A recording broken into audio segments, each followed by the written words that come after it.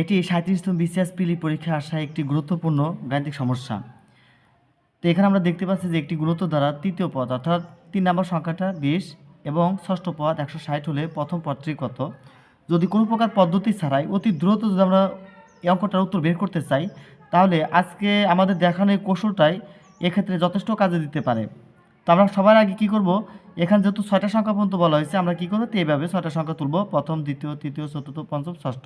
তো আমাদের তৃতীয় সংখ্যা দেওয়া আছে আর ষষ্ঠ সংখ্যা দেওয়া আছে। যদি আমরা তৃতীয় সংখ্যা 20 এখান থেকে যদি আমরা 160-এ পৌঁছাতে চাই, কোনো একটা সংখ্যা আমাদের গুণ করে সামনে এগিয়ে যেতে হবে।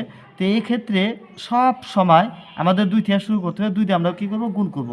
আমরা একটু ট্রাই করে দেখি যে আসলে 2 দিয়ে যদি আমরা এই সংখ্যাকে গুণ করি পর্যায়ক্রমে 160 পর্যন্ত আসা যায় কিনা।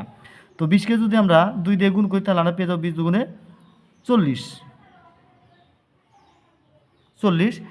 এই 40কে যদি আমরা এখন 2 দিয়ে গুণ করি, 40 দুগুণে আসবে 80।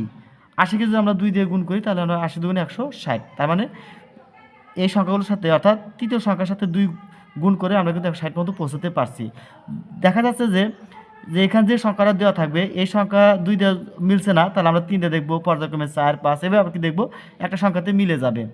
তো আমরা যখন একটা সংখ্যা থেকে বড়র দিকে যাব তখন আমাদের একটা সংখ্যা গুণ করতে হবে, কিন্তু যখন সামনের দিকে আসবো ওই একই সংখ্যা আমাদের ভাগ করতে হবে। যেহেতু আমরা দেখেন তৃতীয় সংখ্যা 20, এখানে আমরা চতুর্থ সংখ্যা 20 দুগুণে 40 অর্থাৎ 40 পেয়েছি 2 গুণ করে। যদি আমরা সামনের সংখ্যা আসতে চাই তাহলে আমাদের ভাগ করতে হবে, অর্থাৎ ছোটোর দিকে আসলে আমাদের ওই একই সংখ্যা ভাগ করতে হবে। তাহলে 20কে যদি আমরা 2 ভাগ করি তাহলে পেয়ে যাবো কত, 10। 10 দুগুণে 20। এই 10কে যদি আমরা 2 ভাগ করি তাহলে আমরা পেয়ে যাবো কত, 5। তার মানে এখানে চেয়েছে প্রথম পদটি কত, প্রথম পদটি 5। তাহলে দেখা যাচ্ছে যে এই ধরনের কৌশলগুলো প্রয়োগ করে খুব দ্রুতই এই যে অঙ্কগুলোর উত্তর আমরা কিন্তু বের করতে পারবো। আজকের মতো এখানে বিদায় নিচ্ছি। ধন্যবাদ সবাইকে।